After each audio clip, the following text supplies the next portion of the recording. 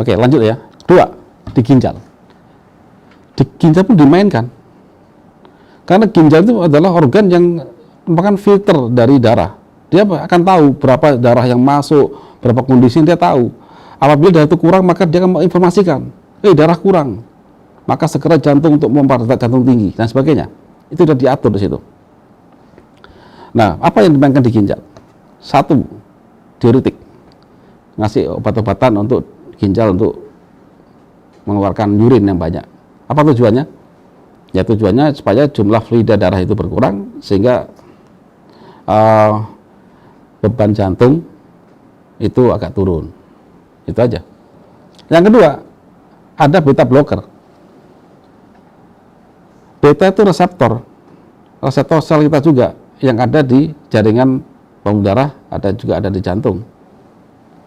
Beta blocker itu, reseptor beta itu digunakan untuk menerima juga enzim hormon dari adrenalin juga.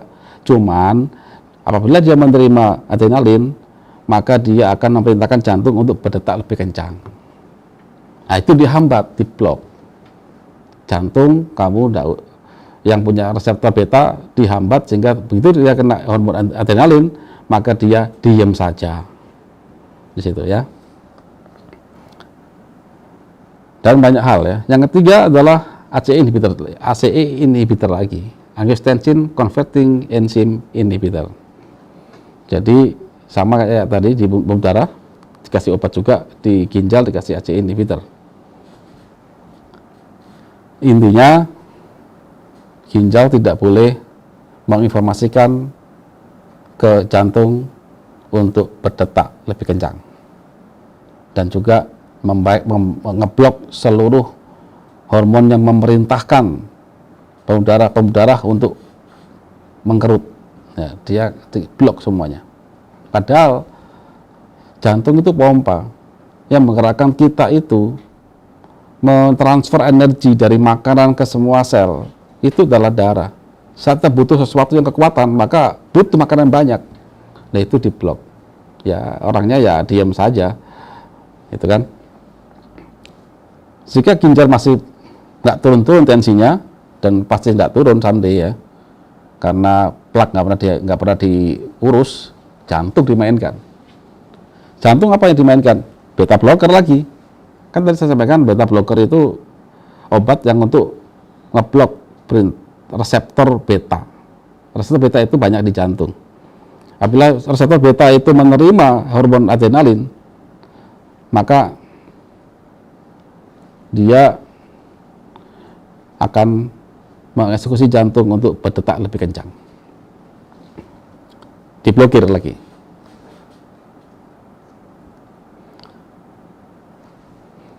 Kemudian yang keempat adalah di otak atau sistem saraf pusat. Juga dimanipulasi. Dengan cara apa? Satu, beta blocker, blokir pintas yang lain dan menghambat renin.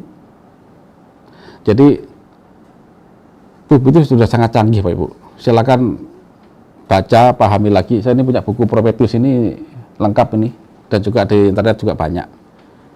Anda baca sistem perintah ginjal pada jantung. Jadi di ginjal itu kan dia tahu tuh darah yang difilter kayak apa, berapa volumenya dia tahu, gimana keadaannya dia tahu. Apabila ada sesuatu yang bermasalah di dalam sistem peredaran darah, maka dia akan ngasih tahu ke sistem yang lain, ke jantung atau ke pembuluh darah. Pada saat ginjal mendeteksi aliran darah itu berkurang, maka dia pasti akan merubah prorenin jadi renin. Renin kemudian dibawa ke dalam darah, kemudian ketemu sama, kalau tidak salah, jantung ya, itu untuk membuat angiotensin. Angiotensin ketemu ACE, dijadikan angiotensin 2. Apa fungsinya angiotensin itu?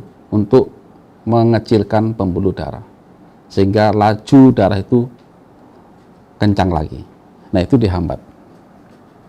Kemudian yang kedua, di otak juga ada agonis alfa 2. Jadi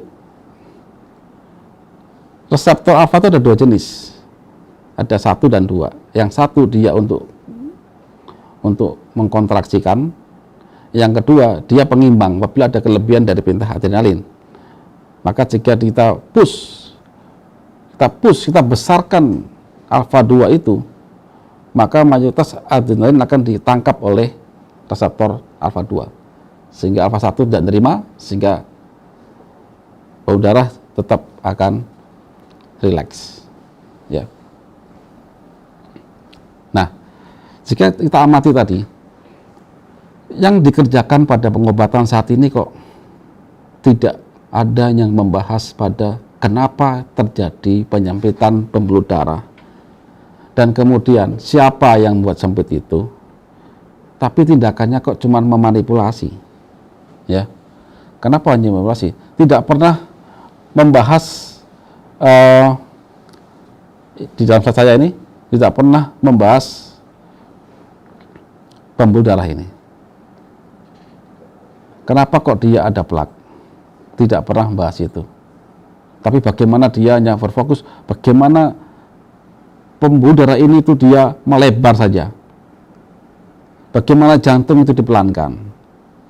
Tapi sayang battlefield-nya itu tidak disentuh gitu loh. Jadi jangan diobati, dibahasnya tidak dibahas. Terus bagaimana nasib para pasien tadi?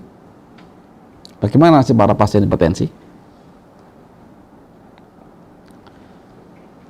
Jadi kalau saya lihat nasib pasien hipertensi itu seperti anak kecil yang dibujuk supaya tidak menangis. Jadi seolah-olah kamu sembuh seolah-olah, tapi Anda digiring ke sesuatu penyakit yang akan makin fatal. Kita lihat efeknya, jangka panjang bagaimana. Nah, efek jangka panjang dari hipertensi itu adalah ya jantung koroner, glaukoma, stroke, gangguan ginjal, kelumpuhan, dan kematian.